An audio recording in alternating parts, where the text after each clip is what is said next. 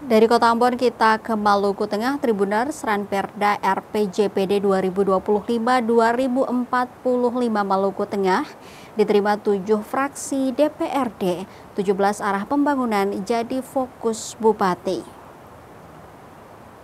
Rancangan Peraturan Daerah atau Ranperda Rencana Pembangunan Jangka Panjang Daerah 2025-2045 Kabupaten Maluku Tengah mendapat penerimaan dari 7 fraksi Parpol DPRD Maluku Tengah.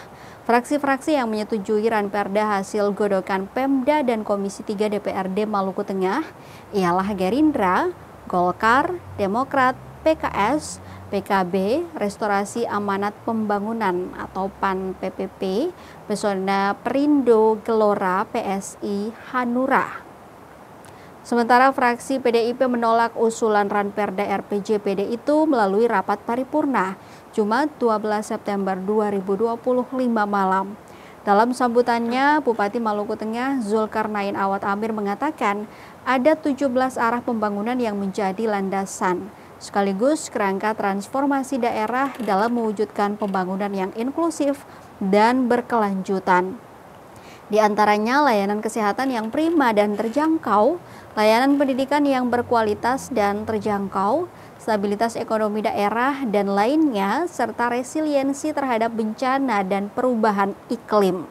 Menurutnya, dengan mengintegrasikan arah pembangunan tersebut ke dalam RPJPD Kabupaten Maluku Tengah, dalam kesempatan tersebut, Zulkarnain juga menyampaikan tantangan Maluku Tengah ke depan tidak ringan.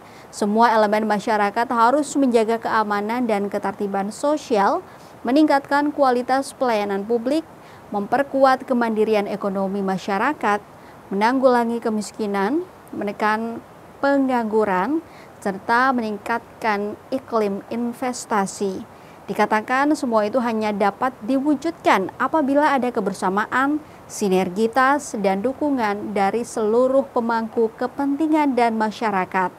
Dirinya juga mengajar masyarakat Maluku Tengah agar menghindari konflik karena konflik hanya membawa kerugian.